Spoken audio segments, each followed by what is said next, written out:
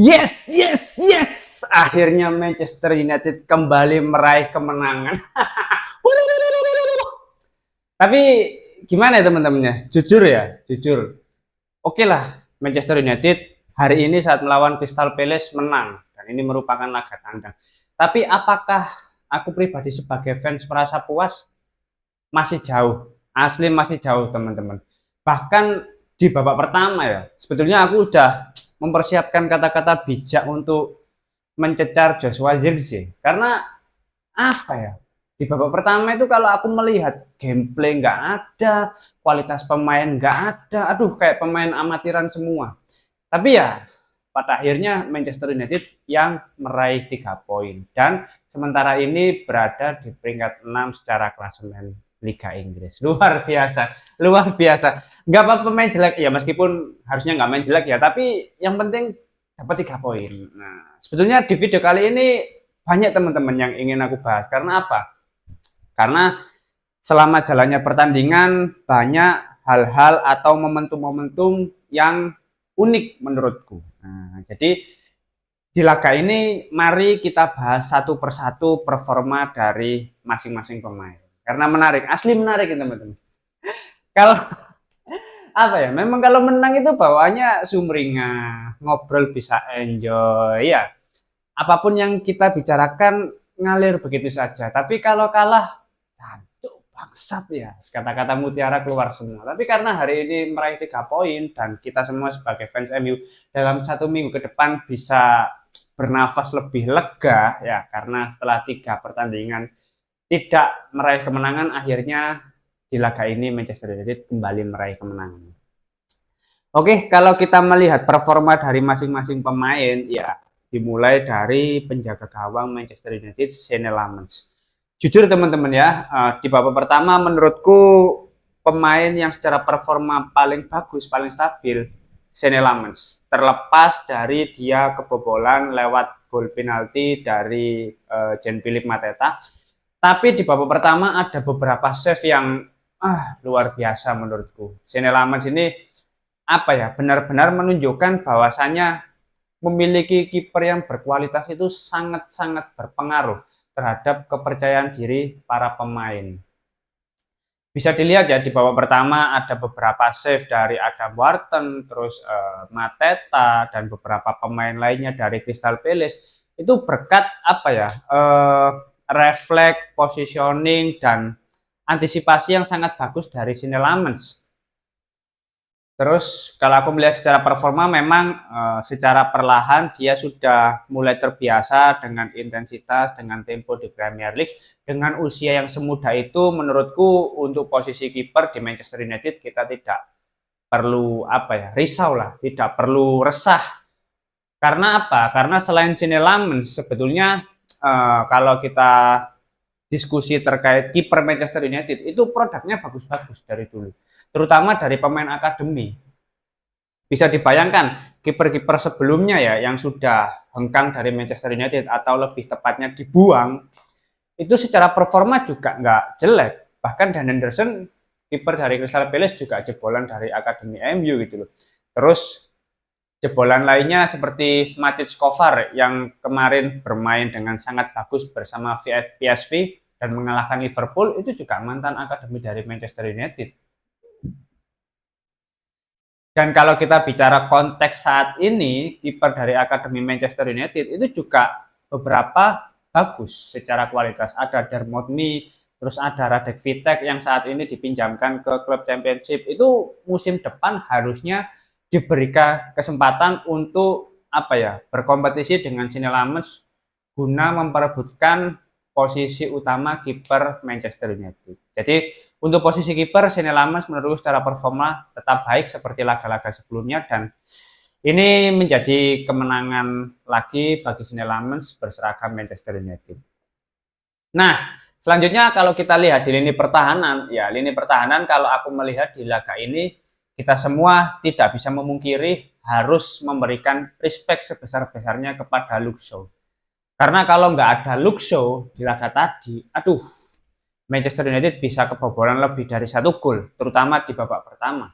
Performa dari Luke Shaw ini memang tackle beraninya keren lah, berhasil melakukan blocking shot-shot dari tendangan pemain Crystal Palace itu keren lah. Matthijs de Ligt ya secara performa tetap stabil seperti biasa. Yang agak kurang memang Leny Yoro. Leny Yoro karena ada kesalahan di babak pertama, akhirnya penalti diberikan kepada Crystal Palace. Ya meskipun dia melakukan beberapa save juga ya di babak pertama, tapi menurutku Leny Yoro ini secara performa masih inkonsisten. Ya nggak masalah karena dia masih muda. Tapi memang kalau aku melihat di beberapa laga terakhir, secara performa dia lebih cenderung menurun gitu loh. Ya tidak bisa dipungkiri kalau nggak masang Leny Yoro ya siapa lagi. Harry Maguire juga kabarnya masih cedera.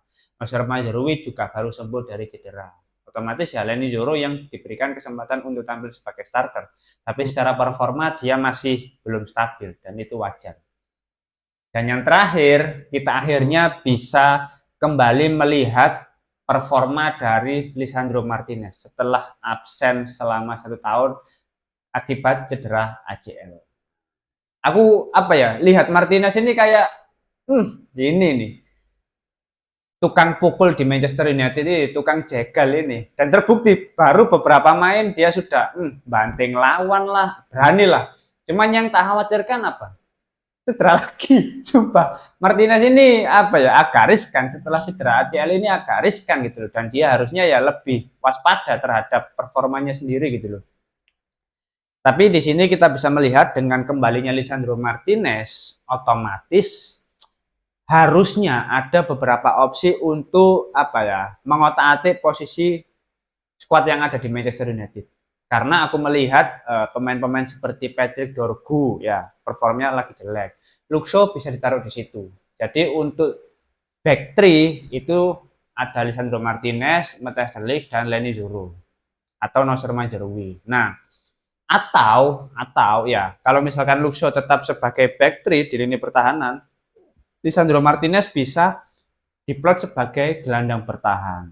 Nah, jadi Amorim harusnya ada beberapa opsi, tapi memang untuk saat ini tidak bisa dipaksakan untuk tampil dengan durasi permainan yang lebih lama, karena aku yakin Amorim sendiri juga menjaga intensitas permainan dari Lisandro Martinez sampai benar-benar pulih, sampai benar-benar siap untuk apa ya tampil selama 90 menit di pertandingan Manchester United. Itu untuk lini pertahanan ya. Secara keseluruhan aku tidak mempermasalahkan karena lini pertahanan sangat solid. Sini Lamans pun juga luar biasa di laga ini. Nah, kita lanjut ke lini tengah. Lini tengah ini apa ya? Bagus juga, nggak terlalu menurutku, tapi jelek. Ya ada beberapa momentum para pemain itu main jelek gitu loh. Kita lihat dari dua di lini tengah, antara Casemiro dan Bruno Fernandes. Ini dua pemain kayak apa ya di laga tadi itu benar-benar nggak ada kreativitas, terus koordinasi antar pemain ini juga nggak bagus. Terlihat beberapa kali penyakit dari Bruno ini kembali mencuat gitu loh. Ya sering cekcok, terus gerutu-gerutunya, sambat-sambat nggak jelas, marah-marah. Bahkan ya Bruno di beberapa momentum apa ya, memang aspek bertahannya kayak pemain amatiran gitu loh. Mau defend ya kepreset lah, mau nendang nggak kena lah bolanya. Aduh, kalau nggak ketolong dia ngasih kontribusi 2 assist di laga ini, jelek performanya Bruno itu. Menurutku jelek di laga tadi. Dan Casemiro apa ya, kelihatan banget udah sangat kelelahan di laga ini, tapi karena memang kondisi skuad yang tidak seimbang ya di bangku cadangan, Maino, Ugarte. Jadi ya Ruben Amorim agak memaksakan Casemiro tampil selama 90 menit dan itu apa ya? Ya resiko yang harus diambil meskipun ada hal-hal yang harusnya bisa diantisipasi kalau Manchester United tampil bagus, tampil dominan dan secara finishing lebih klinis. Terus kalau kita bicara soal wingback ya Amad Diallo ketika deploy sebagai wingback kanan ya tetap stabil seperti biasa, ada beberapa take ons yang dilakukan dan umpan-umpan kunci yang diberikan oleh Amad Diallo. Terus wingback kiri ini. Nah, wingback kiri. Penyakitnya di wingback kiri. Aku asli di babak pertama ya. Zirkzee, Dalot itu yang paling bikin gregeten. Sumpah pengen tak jujek. Maksudku, di babak pertama lebih banyak sentuhan di dalam kotak penalti. Tapi apa? Para pemain linglung semua. Nggak ada kreativitas, nggak ada insting untuk langsung melakukan shot. Insting untuk melakukan apa ya? Tendangan-tendangan yang berbahaya gitu loh. Langsung sepersekian detik decision makingnya itu parah tuh, sumpah parah. Bahkan berapa shot di babak pertama? Nggak ada menurutku. Nggak ada menurutku di babak pertama. Sumpah jelek. Dalot itu, aduh, aduh. Kalau nggak memang dia passionnya sebagai pemain sepak bola, nggak akan dimainin. Kalau bukan karena dia masih ada hubungan keluarga dengan Ruben Amorim, nggak akan dimainin. Sumpah parah cok Dalot itu. Ya itu untuk lini tengah ya. Menurut secara performa lini tengah nggak terlalu bagus ya. Karena ada beberapa momentum para pemain di lini tengah ini juga tampil jelek. Dan menjelang akhir babak kedua ketika Kobbie Mainoo, Patrick Dorgu dimasukkan, ya nggak memberikan dampak signifikan karena memang hanya sebatas rotasi formalitas menurutku. Dan yang terakhir ya kita lihat di lini serang. Nah, ini yang pengen aku bahas dari tadi. Terlepas apa ya performa dari para pemain di lini serang mulai dari Bryan Mbeumo, Mason Mount, Joshua Zirkzee. Memang yang paling jelek Bryan Mbeumo di laga tadi. Beberapa peluang masih gagal dikonversi menjadi gol dan beberapa momentum dia yang harusnya melakukan passing ke Amad Diallo yang lagi kosong dia memaksakan untuk melakukan shot. Akhirnya apa? Ya tidak bisa mencetak gol di laga tadi. Terus Mason Mount secara performa wah luar biasa. Bahkan aku berani menjamin lini serang di laga ini paling bagus itu Mason Mount. Secara kontribusi sebagai sebuah tim ya, Mason Mount paling bagus performanya untuk para pemain di lini serang. Kerja kerasnya, effortnya dalam melakukan pressing, dalam mencari ruang itu paling bagus Mason Mount di laga tadi. Dan terbukti gol kedua ya dari Mason Mount itu murni karena finishing dan kualitas dari Mason Mount yang sangat bagus. Dan kita bicara soal taktik. Nah, kalau gol kedua itu sudah skema menurutku. Skema untuk mengecoh para pemain dan juga kiper dari Crystal Palace dan Henderson. Karena biasanya kalau corner kick seperti itu biasanya para pemain ketika melakukan shot mengambil posisi di tiang jauh. Tapi pada akhirnya berkat finishing luar biasa dari Mason Mount akhirnya gol kedua Manchester United berhasil tercipta dan mengunci kemenangan sampai akhir pertandingan. Yang terakhir ini yang paling pingin aku bahas gitu loh. The one and only the best player this match, Joshua fucking Zirkzee.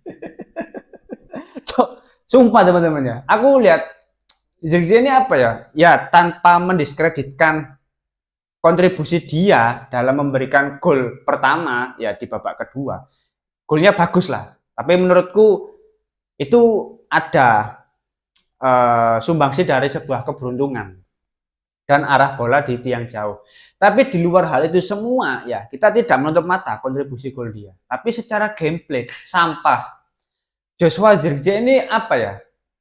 Memang di laga tadi jelek cok, sumpah jelek. Aku melihat dia kontrol bola nggak bisa, sebagai pemantul nggak bisa, dikasih kesempatan untuk bangun momentum juga.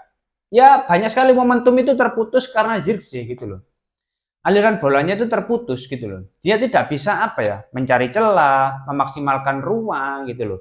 Menjadi pemantul bagi rekan setimnya, finishingnya juga jelek gitu loh ketika berada di dalam kotak penalti. Enggak ada. Aku lihat Zirkzee kayak, aduh, kakinya kayak orang kena diabetes gitu. Nggak bisa kontrol bola sama sekali. Asli, welek, diwara welek. Ketulung golet tok loh. Akhirnya setelah 1 tahun dia kembali mencetak gol. Tapi di luar hal itu semua memang tidak bisa dipungkiri Manchester United tidak bisa terus-terusan mengandalkan Joshua Zirkzee. Bahkan meskipun Benjamin Sesko cara memberikan kontribusi gol, tapi secara gameplay dia lebih bagus. Dia lebih bagus. Aku herannya apa? Ketika Sesko main jarang dikasih crossing gitu loh. Tapi ketika Zirkzee sering kali spam crossing para pemain MU. Anjing, Cuk. Kamu hanya karena Sesko masih pemain baru, ya jangan seperti itu permainannya. Tetap harus bermain sebagai sebuah tim. Tapi aku yakin di bulan Januari harusnya Sesko bisa dipinjamkan dengan kewajiban untuk pembelian secara permanen. Dan kabarnya Roma kan tertarik, ya, harusnya dijual aja. Mending dijual aja sih. Dan kalaupun berhasil terjual, ya aku lebih prefer apa ya, kayak Mateta ya tadi ya. Di luar gol penaltinya, Mateta ini body balance-nya keker, sumpah. Metes Delih kesulitan, terus Leny Joro kesulitan, Luxo pun sempat kesulitan. Ini body balance-nya benar-benar kuat ya. Noser Mazraoui pun agak kesulitan dalam duel dengan Jean Philippe Mateta. Ini keren lah. Usianya juga sedang di masa prime-nya kan. Jadi untuk Joshua Zirkzee ya sorry to say, kalaupun bisa dilepas dan ada kemungkinan untuk dijual secara permanen, mending dilepas saja. Gitu loh. Cari pemain yang lebih berpengalaman di Premier League terutama dan bisa menjadi mentor yang bagus bagi Benjamin Sesko untuk proyek jangka panjang. Secara keseluruhan memang di laga ini ada aspek keberuntungan yang mana itu tercipta dari kualitas-kualitas dari beberapa pemain Manchester United. Ya seperti gol dari Joshua Zirkzee dan juga Mason Mount. Itu selain karena ada keberuntungan, tapi kualitas dari pemain tersebut yang menyebabkan 2 gol di Manchester United itu berhasil tercipta. Tapi secara gameplay masih amatiran dan Amorim harus benar-benar sering melakukan evaluasi, sering memantau dengan intens kualitas dari masing-masing pemain. Karena aku melihat di luar kemenangan laga ini sebetulnya para pemain tuh masih nggak bagus secara performa. Memang masih pincang. Skuad Manchester United di bawah kepelatihan Amorim ini masih pincang. Maka dari itu di bulan Januari ya ketika ada peluang untuk mendatangkan pemain baru, entah itu wingback, entah itu gelandang bertahan, entah itu striker, tetap harus ada pemain baru. Teman-teman tadi bisa melihat kualitas dari Adam Wharton. Ketika dia dalam penguasaan bola, mainnya lebih simpel.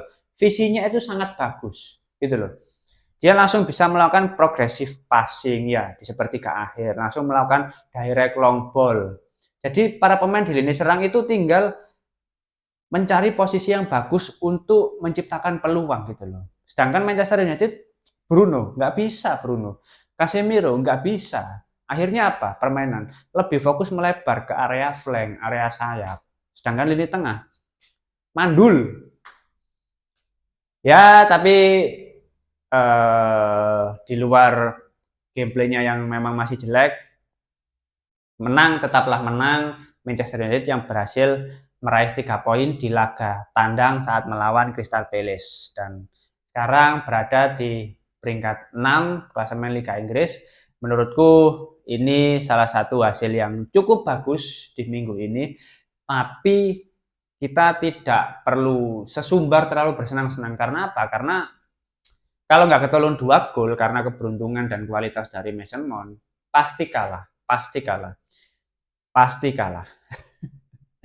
Oke, mungkin itu dulu review singkat dari laga Crystal Palace melawan Manchester United. Kalau teman-teman ada opini lain, langsung tulis saja di kolom komentar. Kita akan diskusi santai seperti biasa. Terima kasih sudah menonton video ini. Jangan lupa like, comment, dan subscribe. Salam.